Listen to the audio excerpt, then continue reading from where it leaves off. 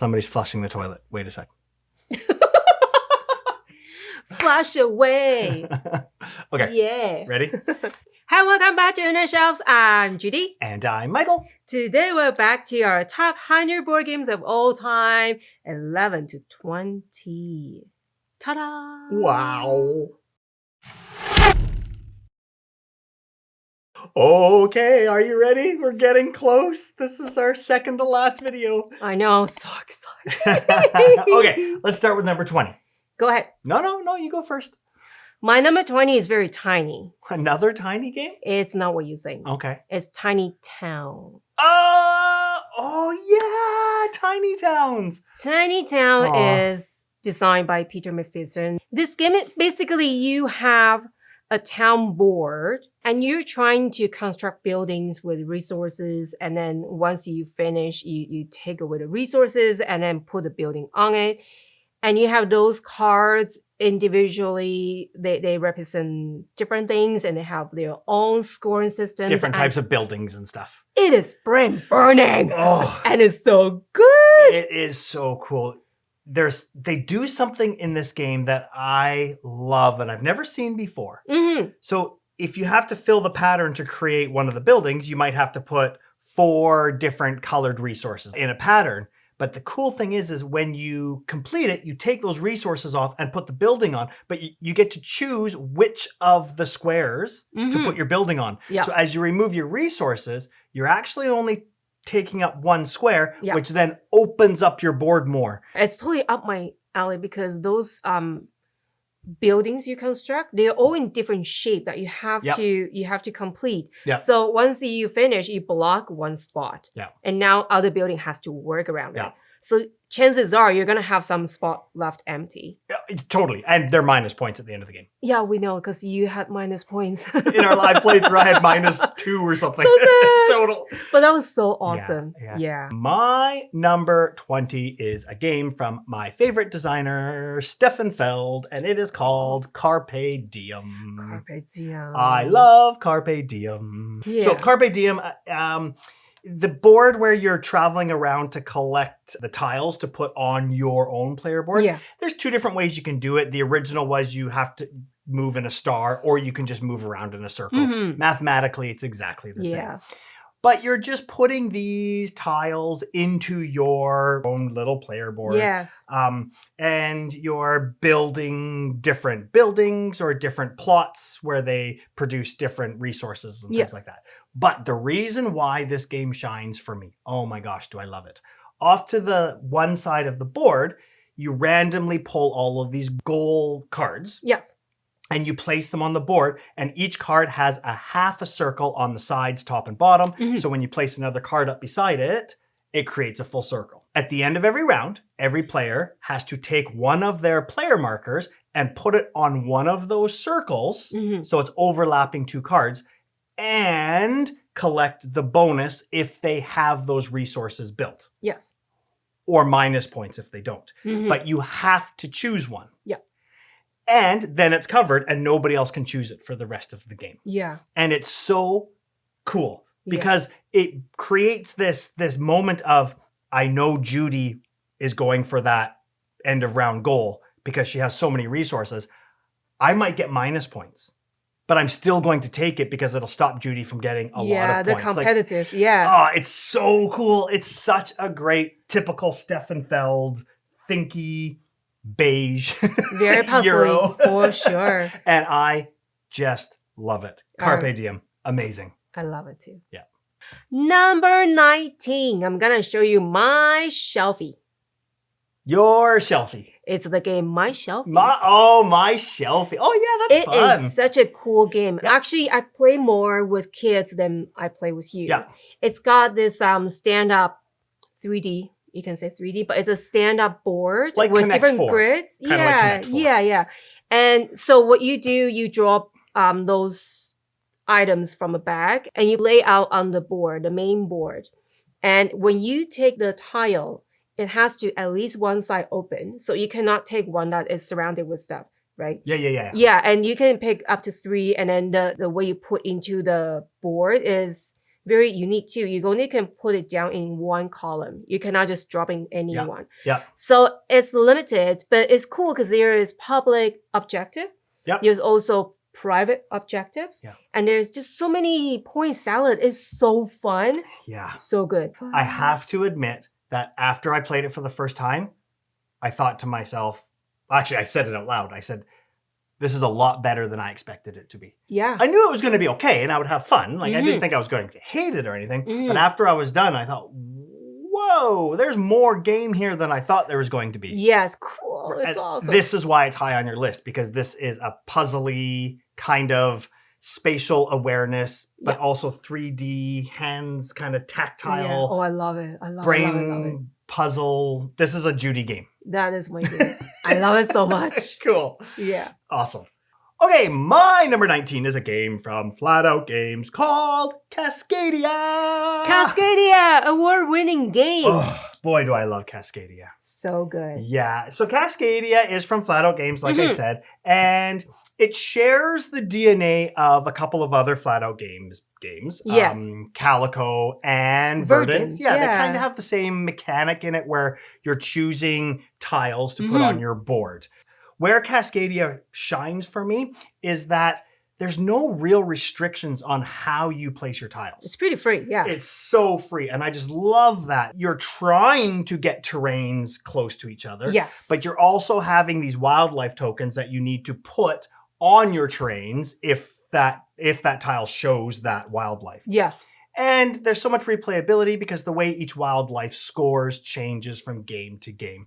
But I think probably the reason why I like it the most is because the theme is basically from the Pacific Northwest of America, which we live on the west coast of Canada. Close to heart. So it's the same, it's like the Rocky Mountain type terrain and wildlife and things like that. It's very related to where we surround. Absolutely, yeah. And I it's beautiful, it's fun, it's easy to teach. Yes. There's a reason why it won awards. It's a fantastic game. Yes, I agree.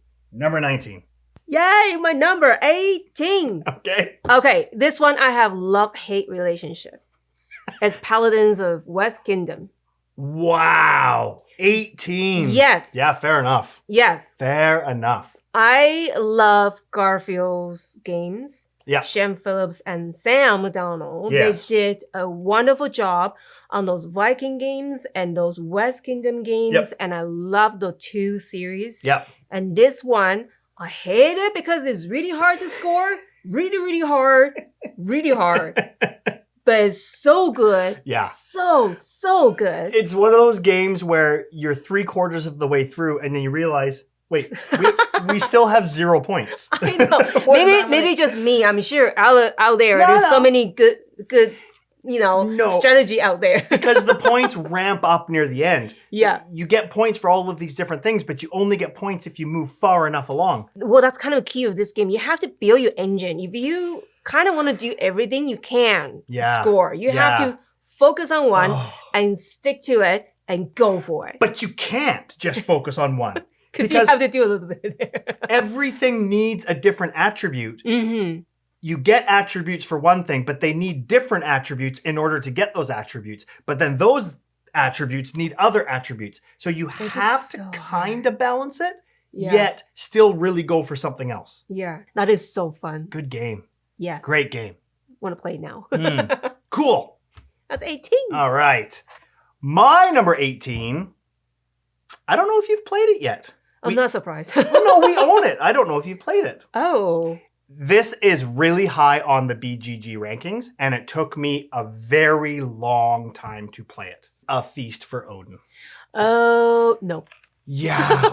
It took me a while. I'm really late to this party, but as soon as I was setting it up for the first time and learning the rules, already I knew, yep, this game's pretty awesome. I actually really see this game going higher, way higher on my list if I play it more. Mm-hmm.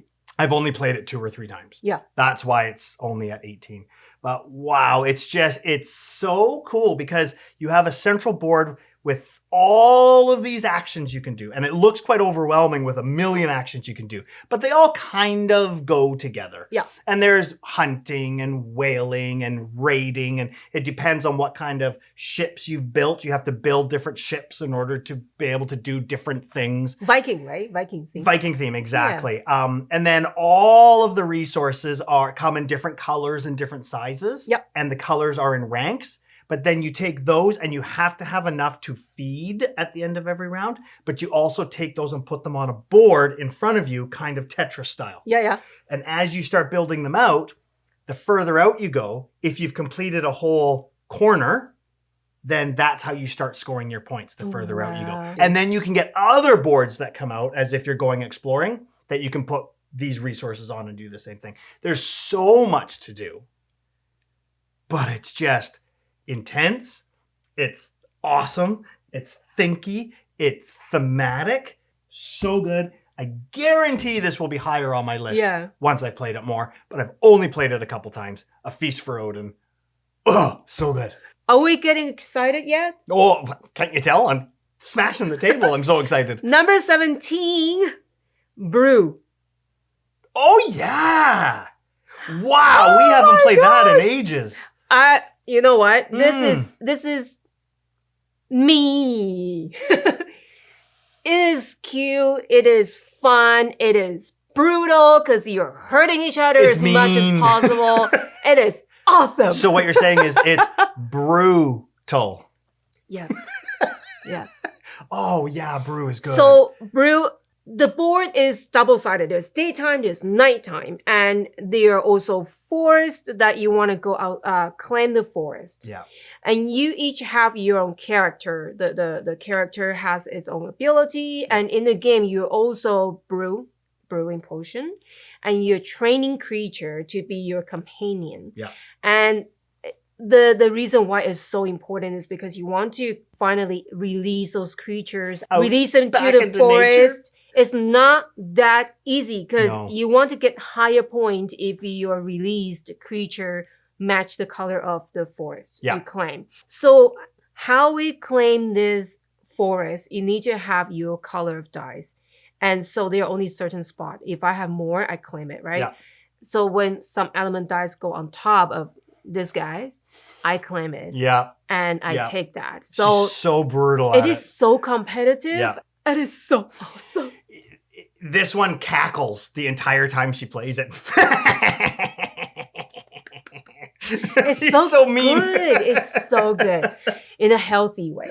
Sure. That's Brew's awesome. very good. Very good. Yeah. Good choice. Okay. My number 17 is another game you've never played. And it is called London. Oh, yeah. Now, when I say this, I say the first edition. Oh, okay. I'm very clear on the first edition because it has a map. Yeah. The second edition got rid of the map, and I like maps. Mm-hmm. So it's a Euro, and you have a map of London, and it's card driven. Mm-hmm. So you collect cards, and you have different colored cards. There are pink, brown, and blue cards.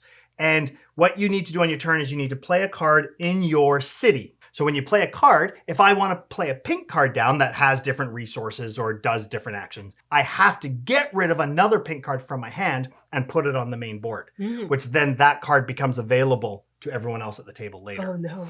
So you're really thinking about what cards you want to put down in your city, but what cards you want to put down to make available for everybody else. But you have to. And then at any time you can say, okay, I'm going to run my city. Yeah. And then what you do is you take all the cards that you've played and you do the actions. Now, here's the catch. How many cards you've played or how many stacks of cards you've played at the end of your round and cards left in your hand, you have to take poverty. And poverty, whoever has the most poverty at the end of the game loses a bunch of points. So when I play cards again next time, I can either play a card to make a new stack to make my city stronger, but it'll give me more poverty, or I can take a card and I can put it on top of a card I've already played, which means that card, you don't get to do the actions anymore. But maybe I don't want to do those actions anymore. So it's about maintaining the size of your city, because if you go too big, you're going to get lots of poverty. but you also want a very efficient city to run. Yeah. And then you have a map where you're also taking over territories and putting your colors on them. And then it's thinky. It's great. It's fun. There's no dice. Woohoo! Which it's a really, really, really good game. And I know you've never played it, but I think you would really enjoy it. Yeah. Yeah. Sounds good. I would love to try. Yeah. Very cool. Very cool. London, my number 17. Okay, we're going to go to our 16. 16. It's Point City. Oh, yeah. Great game. Very cute. Yep. Very simple. Yep. Very lovely. It's just so easy to learn and so puzzly. I love it. Yeah. It's basically... a good game. Yeah, it's just a grid of cards. Those cards are two-sided. One side is building and the other side is resources. And when you pick, you have to pick like adjacent cards. You cannot just randomly pick two different spots. Yeah. And you gather those resources to get those buildings you want. There's also the civic token, which multiply your score on what in your tableau. Oh, it's super fun. And there's the rainbow, colorful, wild card too. It is so fun. My kids love it too. Totally. We bring it to your cabin on holidays and it just so fun. This is the sequel to Point Salad, but I think I enjoy Point City more. I do. Point Salad's fine. No doubt I love Point City more. I like Point City more. Yeah, I love it. That's my 16. Wow, cool. My number 16, is a game you've never played. This game is Trois. Or Troy, or Troy's. Dice. Dice drafting. Dice drafting, not dice rolling.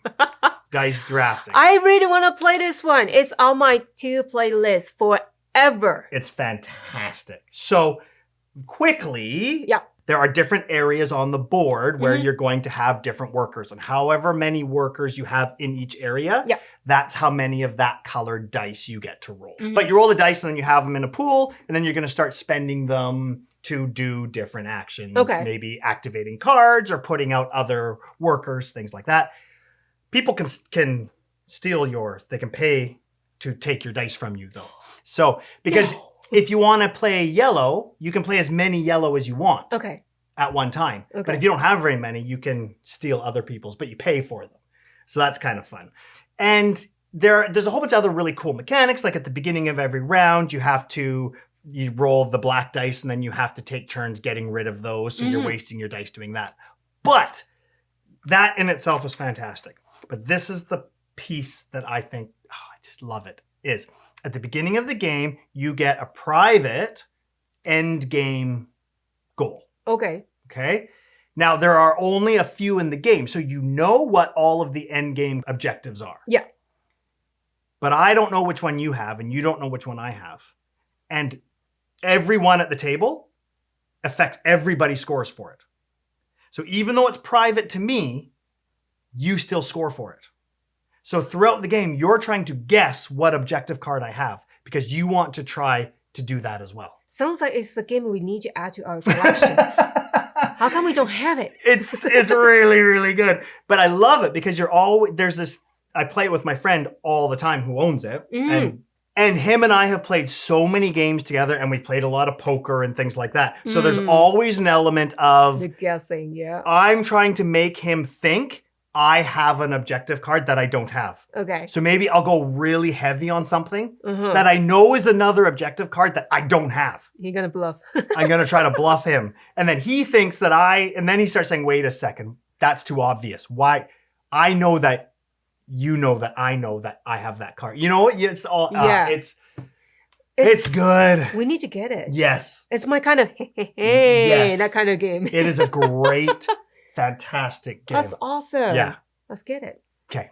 Let's get it. We can just borrow our friends. Can we just? Yes, we can. Yeah. Okay. Number 15. 15. Wow. It's only for 2 players game and is, 7 Wonders Duel. Oh, yeah, of course. Hands down. Yeah, I actually thought that'd be higher on your list. I know how much you love it.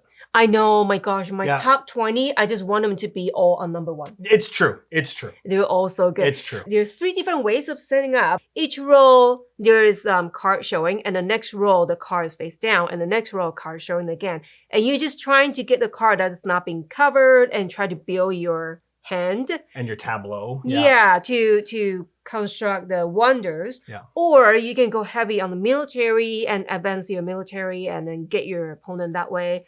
Or science. You can win Science, with 6 out of 7 science token if you have it. It Yeah. is super fun. I Yeah. love it. It's so Yeah. good. It's really great. I mean, it's similar to Seven Wonders in that once you start building up your engine and you have a lot of different resources, then you can just start building stuff for free. It go fast. And then it starts going really fast. Yeah. But you have to be careful because you could be killing it. Mhm. But then somebody gets the military track all the way to the other side. And guess what? You lose. You Game's kind of over. need to watch a little bit Yeah. of everything Yeah. here and there while you're working Yeah. on your thing. Oh, Yeah. good. It is a good So game. good. Yeah. My number 15 is Furnace. So good. Yeah, it should be at number 9 or something. But the games ahead of it are just as good. That's the Again, Pub problem. Meeple? Come on. Yeah. So I'll tell you, okay, Furnace is fantastic. Fantastic. The Yeah. only blemish it has, and I think the only reason why it's 15 and not top 10, is that during the phase when you activate your engine, Yeah.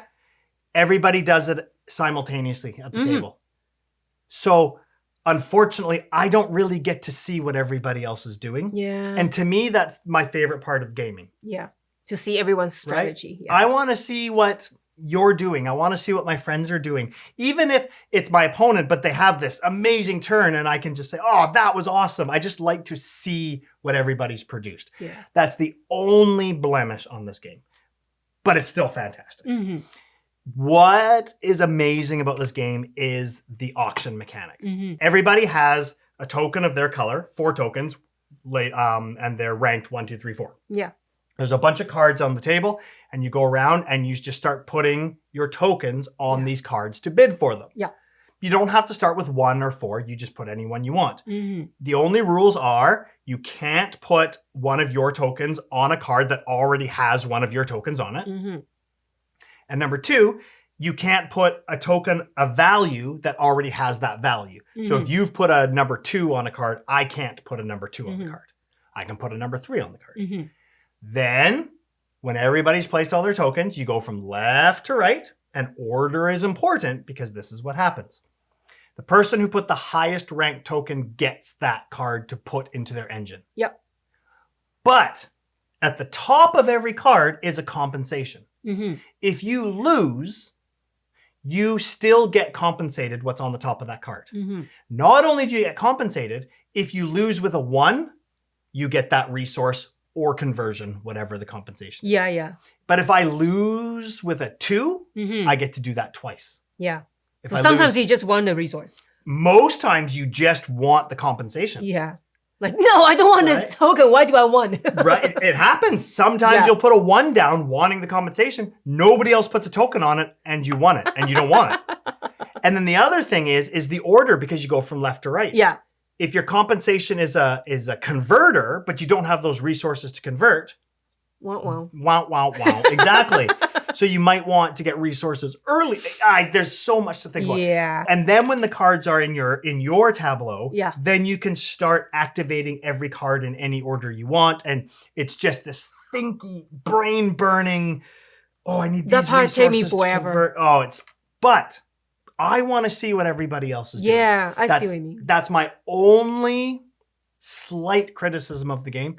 Yeah. Other than that, I love this game. Number 14. Wingspan. Oh, there it is. I knew it was coming.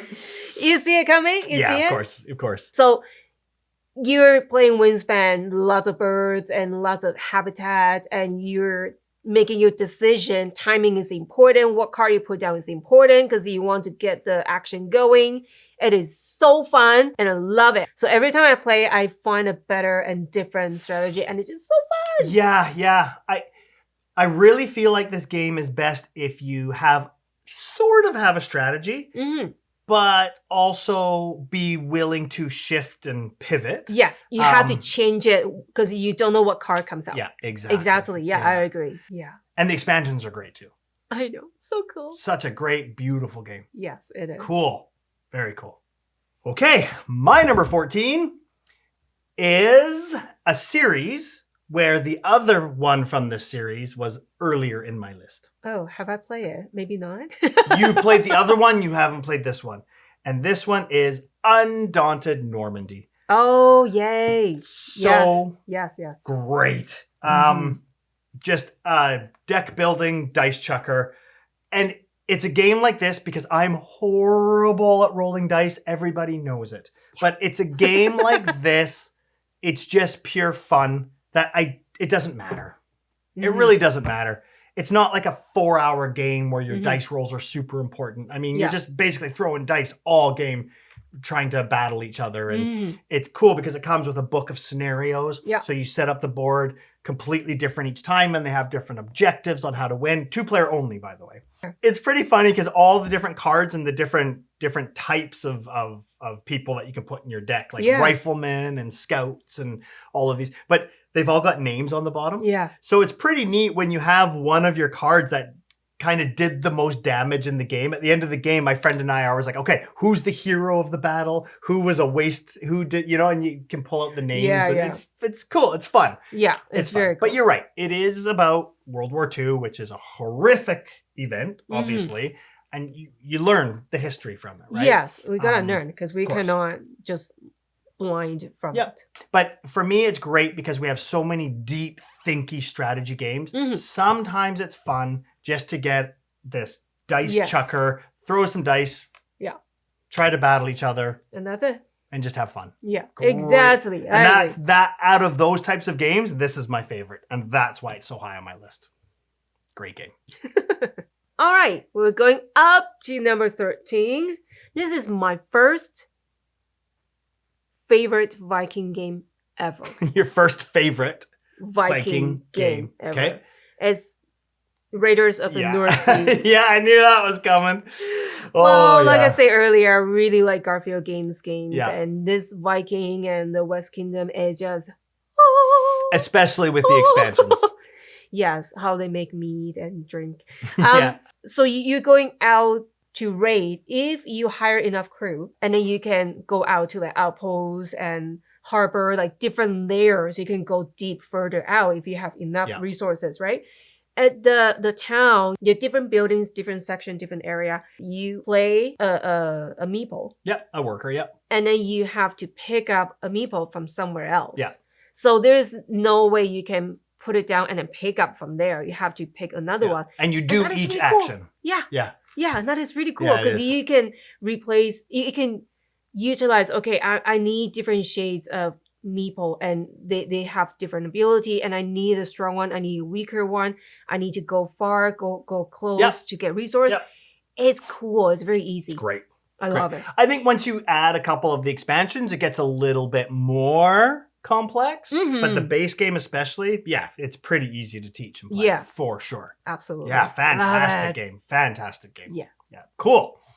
My number 13, a game you've never played. It is... Sorry. Our video today is a game that Judie never played. Right. Grand Austria Hotel. Oh my gosh, I am so jealous. I know. It was on my list forever. I know. It is a great game. It's another dice drafting game.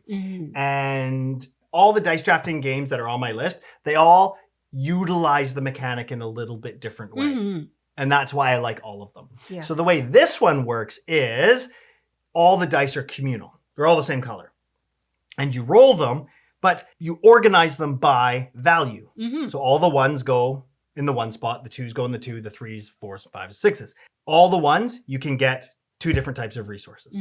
All the twos, you can get 2 different types of resources. All the threes, you can do something. All the fours, you can do something. But however many are in that spot, that round, that's how powerful or how many times you can do that action.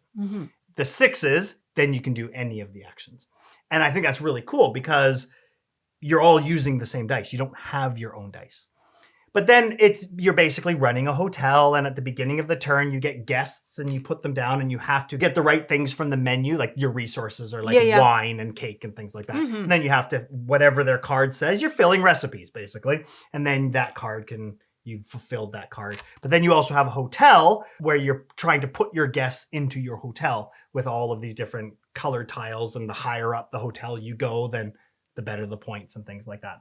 But it's just that mechanic of everybody's using the same pool of dice is super cool. Super fun, I bet. It's fantastic. Yeah, you had me a cake and wine. Oh, sorry. You had me already. but all of those guests can be, or customers or guests or whatever. I mean, they can be quite powerful because they all have different actions and different ability, or not abilities, but different bonuses and things on them. It's good. Very, very, very, very good. Okay, number 12. Yes. Everdell. It is so cute. Okay, I have to say this game is really cute and fun.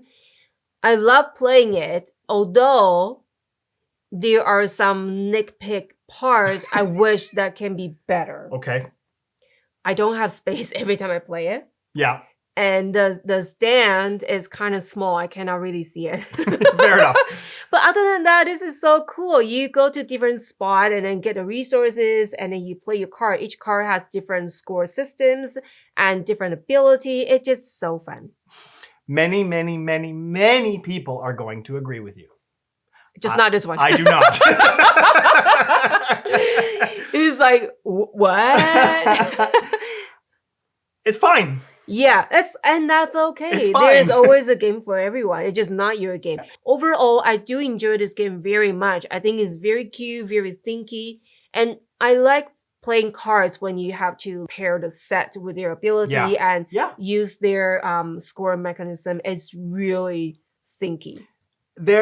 I have no reason to say why I don't think you should think it's this high. There's a reason why so many people love it. And people who love it go all in with all the expansions and all the upgrades. And there's just so much. And it's very highly rated. Yeah. When we played it, I didn't really feel it. That's all. Yeah. But it's fine. Yeah. I like it.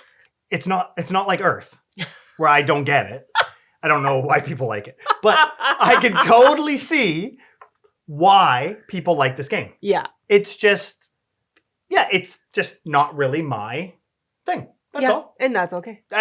And that's okay. Yeah. Number 12. What is yours? Good. My number 12 is a game you've played. I have You have played it, yeah. Dun-dun. And it is another dice drafting game. And it is The Voyages of Marco Polo. Oh, so good. Such a good game. Number 1, the first edition. Yes. There is a Marco Polo 2. The very beige one. Yeah. Yeah. And one of the reasons why I love this game is, remember, I love dice drafting games. And again, all the dice drafting games on my list, they utilize it in a different way. Mm-hmm. But the part that sets this apart from the other ones from me is the asymmetrical player powers. Mm-hmm. Everybody gets a different character that has a special power. Most games, these powers kind of break the game a little bit in a certain way. Not in this game. The powers are so powerful and so strong, but that's okay because you each have a different one and they're both so strong. Yeah. And they really push you to play the game a certain way. And I love that. I love how when you're reading the different cards, when I first got the game, I was thinking, wow, that's strong. Wow, that's strong. And I just couldn't believe them. And it's so cool. Mind blown. Yeah. So, and when I played it with my friend, one thing he said was, it's really thematic, that the mechanics kind of disappear because it's so thematic. Mm-hmm. So basically, you're rolling your dice drafting, and you're using your dice to do different actions. And you're either going to the market where you can collect your resources and do most of your trade and things like that, or you're traveling. Yeah. Right? And that's the Voyages of Marco Polo. Yeah. And as you're traveling, you're getting to different places where you can build settlements and utilize those powers as you go along and collecting bonuses. Yeah. And you have cards where at the end of the game, you're going to get bonuses if you've made it far enough along the path so you can't completely neglect it. But it's just very thematic, and all of the actions and all of the things that you can do in the game just make perfect sense. Yeah, it is so cool. So good. Such a great game. Good. Yeah, so good. So we're going up to 11, which is the very top one of this video. There's a meteor crash. We're going on an expedition. Oh, yeah. Yeah. Oh, expeditions. It is so new to us. It's pretty new, That's probably why it's still only on 11. I just need to play more. So it's very, very much a brother or sister of Scythe.